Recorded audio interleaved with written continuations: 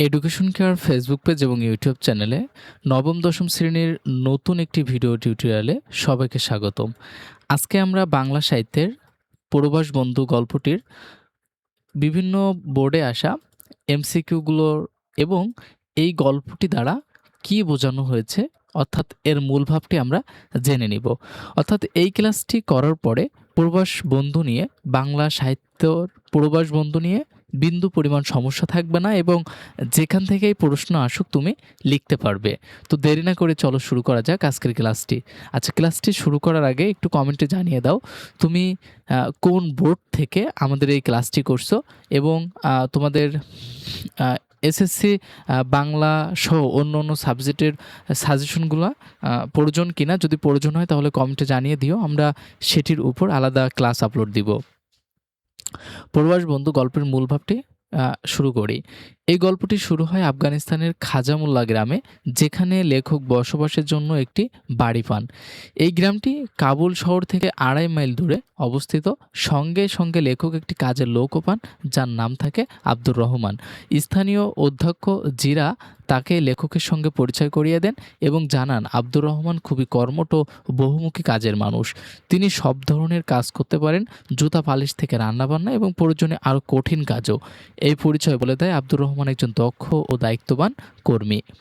আব্দুর রহমানের চেহারা প্রথমেই লেখকের দৃষ্টি আকর্ষণ করে। সে 6 ফুট 4 ইঞ্চি লম্বা, তার হাত দুইটা হাঁটু পর্যন্ত পৌঁছে গেছে, আর আঙ্গুলগুলো যেন দুটি কলার ছড়ির মতো ঝুলছে।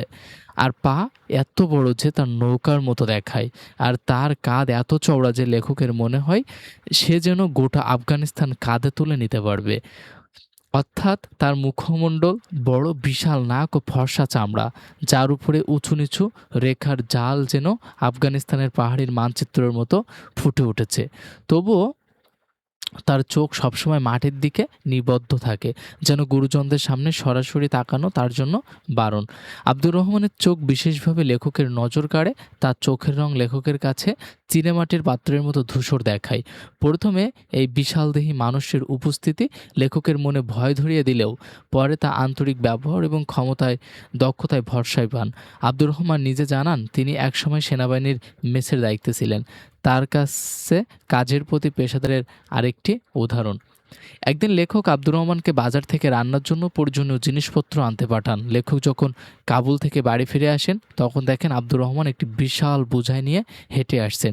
এত ভারী বোঝা দেখে লেখক তাকে জিজ্ঞাসা করেন কেন সে মুঠে ভাড়া করেনি। উত্তরে আব্দুর রহমান বলেন, সে যে বোঝা আমি বইতে পারি না তা আর কেউ পারবে না।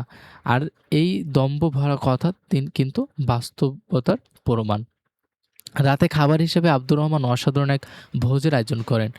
ডাবর ভরা মাংসের কোরমা, মুম্বাই সাইজের স্বামী কাবাব, কোপ্তা পোলাও এবং আস্ত মুরগির রোস্ট দেখে লেখক অভিভূত হন। এত বিশাল আয়োজন দেখে লেখক বুঝতে পারেন আব্দুর রহমান একসঙ্গে অনেক লোকের জন্য রান্না করতে অভ্যস্ত।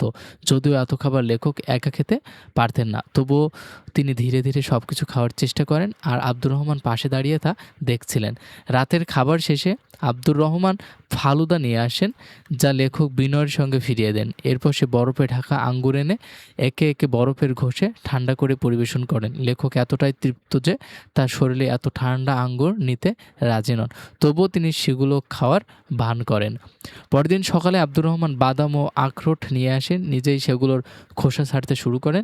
লেখকের খাওয়া দেখে সে অসন্তুষ্ট হয়ে বলেন, আপনি তো তেমন কিছুই খাননি। লেখক মুচকি হেসে বললেন, তোমার মতো বিশাল শরীরের তুলনায় আমি ছোট, তাই আমার খাওয়ার পরিমাণও কম।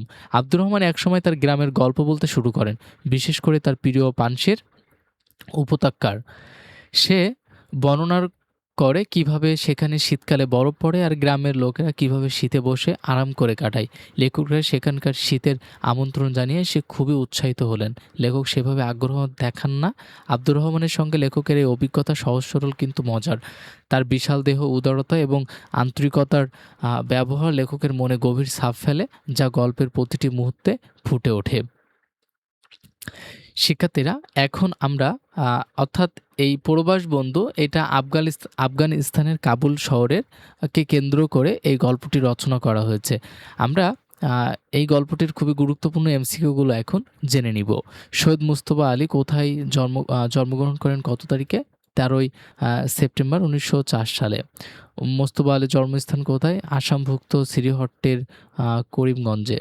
শহীদ মুস্তফা আলী কোন হাই স্কুলে পড়াশোনা করেন? সিলেট গভর্নমেন্ট হাই স্কুলে।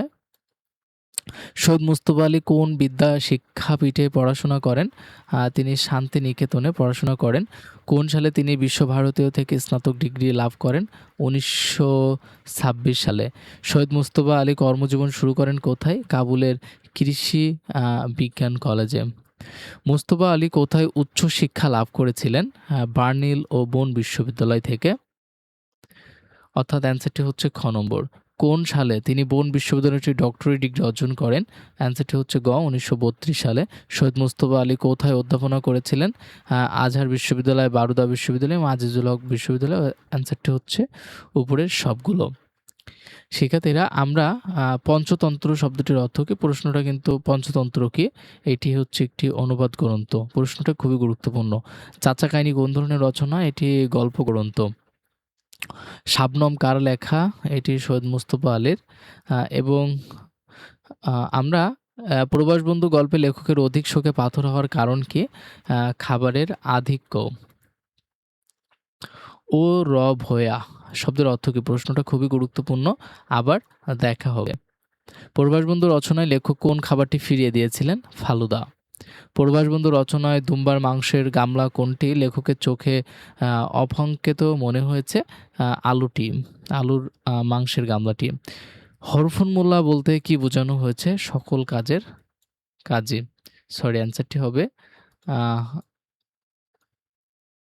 অ্যান্সারটি হবে গ নম্বরটি। এবারে তুমি গিয়ে ভালো করে খাও। প্রবাস বন্ধু ভ্রমণ কাহিনীর এই বক্তব্যে লেখক কোন ভাব ফুটে উঠেছে? বিরক্তি।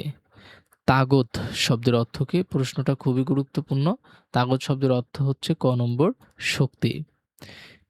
রাইফেল চালানোর কথা শুনে আব্দুর রহমানের একগাল হাসি প্রমাণ করে তার সাবলীলতা।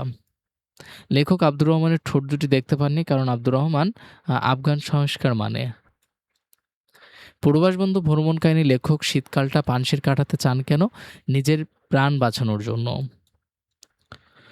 চলে মুসাফির কোন জাতীয় গ্রন্থ? এটি একটি ভ্রমণ কাহিনী। চিনের রসে ভেজানো ঘিরে ভাজা রসগোল্লা জাতীয় মিষ্টিকে কি বলা হয়? পান্তুয়া। শিক্ষার্থীরা, তোমরা এমসিকিউর উপরে তোমাদের ক্লাস প্রয়োজন আছে কিনা? তোমরা টপিক ওয়াইজ অর্থাৎ সাবজেক্টের টপিক ওয়াইজ এমসিকিউর উপর ক্লাস চাও কিনা একটু কমেন্টে জানিয়ে দিও। তাহলে আমরা এই এমসিকিউর উপরে মানে প্রশ্নগুলো অ্যানালাইসিস করে খুবই গুরুত্বপূর্ণ প্রশ্নগুলোর উপরে এমসিকিউগুলোর উপরে আমরা ক্লাস দেওয়ার চেষ্টা করব। তো আজকের ক্লাসটি দীর্ঘায়িত না করে আজকের ক্লাসটি এখানেই শেষ করি। আর আমাদের ক্লাসটি তোমাদের কেমন লাগছে অবশ্যই সেটা কমেন্টে জানিয়ে দিও, বন্ধুদের সাথে শেয়ার করো, ভিডিওটি একটি লাইক দিয়ে দিও। আর তোমাদের এসএসসি সাজেশন পেতে এবং পরবর্তী ভিডিও পেতে, পরবর্তী ক্লাস পেতে অবশ্যই চ্যানেলটি সাবস্ক্রাইব করো। দেখা হচ্ছে পরবর্তী ক্লাসে। সে পর্যন্ত সকলেই ভালো থাকো, সুস্থ থাকো। আল্লাহ হাফেজ।